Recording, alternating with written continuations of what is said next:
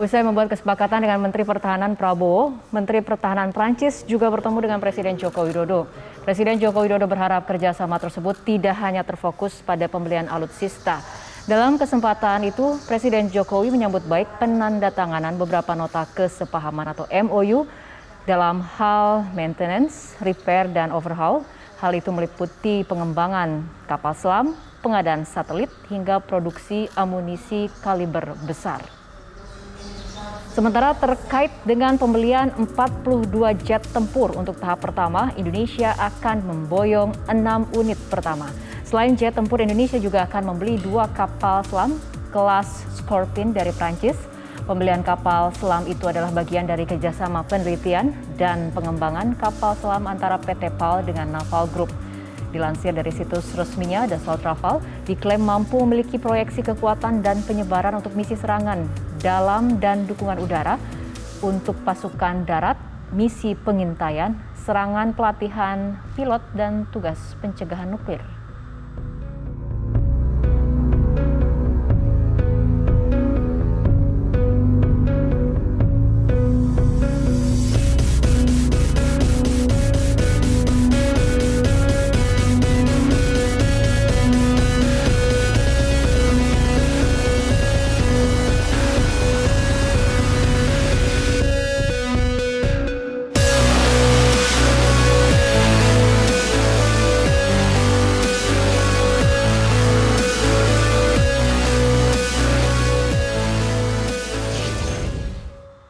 Lantas apa urgensi dan keuntungan Indonesia harus membeli pesawat jet tempur Rafale dengan jumlah yang cukup banyak ini? Kita akan mengulasnya dengan pakar militer dan koordinator Lab 45 Andi Wijayanto. Pak Andi, selamat sore. Selamat sore. Ya, Pak Andi, sebetulnya saya yakin ada begitu banyak produsen jet tempur, tapi kenapa kemudian kita memilih yang dari Prancis ini, Dassault Rafale, Pak Andi? Kalau dilihat dari proses pengadaannya, pertama strategi Indonesia kan memang tidak mau dependen ke satu produsen.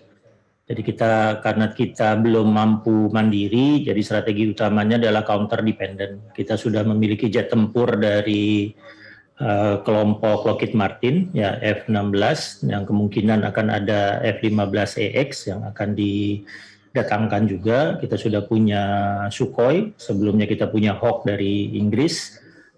Untuk latih kita punya dari Korea Selatan, sedang juga mengembangkan pesawat tempur dengan Korea Selatan. Jadi Rafale ini akan menghadirkan satu komunalitas teknologi baru di Indonesia yang akan memperkuat counter dependent. Itu yang pertama. Lalu yang kedua, dalam pengadaan alutsista apapun jenisnya sesuai dengan mandat Undang-Undang Industri Pertahanan harus ada proses transfer teknologi. Jadi untuk Rafale ini ada puluhan program offset yang akan dilakukan antara Dassault Prancis dengan berbagai industri pertahanan nasional Indonesia, yang mulai dari pendirian fasilitas pemeliharaan sampai nanti misalnya ahli teknologi avionik untuk PT LAN di Indonesia. Jadi karena ada kecocokan tentang kemungkinan transfer teknologi yang akan memperkuat industri pertahanan Indonesia, maka Indonesia cenderung memilih Dassault Rafale daripada misalnya meneruskan program Sukhoi 35. Oke, baik. Pak Andi, ini 42 pesawat ya yang dipesan, 6 datang duluan. Ini kenapa jumlahnya begitu banyak? Urgensinya apa sebetulnya, Pak Andi? Sebetulnya sesuai dengan rencana pembangunan pertahanan yang sudah dirancang sejak tahun 2006 ya. Kalau dilihat dari rancangan itu, Indonesia dari tahun 2006 sampai 2024 itu total membutuhkan antara 120 sampai 140 pesawat tempur. Jadi untuk membuat Indonesia lengkap 10 sampai 12 skuadron. Ya, hari ini kita kira-kira punya 2 skuadron F-16, satu itu pun tidak lengkap, Sukhoi 27 dan 30, kita baru kehilangan skuadron F-5 yang harus diganti.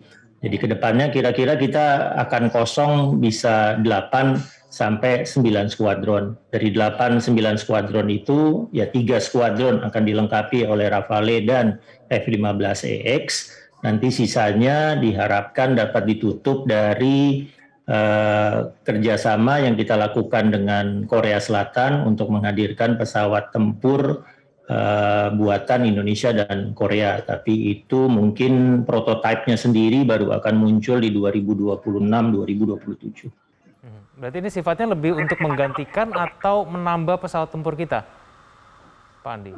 Rafale ini menambah karena pengganti itu yang F5 tadinya akan digantikan oleh Sukhoi 35, tapi keterangan dari Kepala Staf Angkatan Udara dibatalkan perjanjiannya, lalu kemungkinan yang F5 itu akan diganti oleh F-15EX dari Amerika Serikat, sehingga Rafale Dassault ini betul-betul skuadron baru, tidak menggantikan kekuatan yang lama. Baik, Pak Andi, memangnya ancamannya itu bentuknya seperti apa sih yang diantisipasi? Kenapa kemudian membeli 42 saja ini belum cukup begitu ya untuk memenuhi kebutuhan kita pertahanan di udara? Analisisnya bukan berdasarkan ancamannya yang secara pertahanan disebut sebagai threat base, tapi analisisnya didasarkan kepada kebutuhan, capability base. Jadi sudah dihitung secara rinci dulu di tahun 2004-2006 dengan luas wilayah udara Indonesia yang sebesar luas ruang udaranya Amerika Serikat, sebesar ruang udaranya NATO, maka minimum yang dibutuhkan itu 12 skuadron tempur ya, untuk melindungi 3 komando gabungan wilayah, untuk melindungi 4 titik panas yang ada di Indonesia, misalnya di Natuna Utara, ada di Sebatik, ada di Saumlaki di bawah, ada di Biak di atas. Ya, perhitungan capability yang dibutuhkan itu 10 sampai 12 skuadron. Itu tidak tergantung dari kondisi ancamannya. Pendekatan yang digunakan di tahun 2004-2006 dan masih dipakai sampai sekarang itu pendekatan kapabilitas, bukan pendekatan ancaman.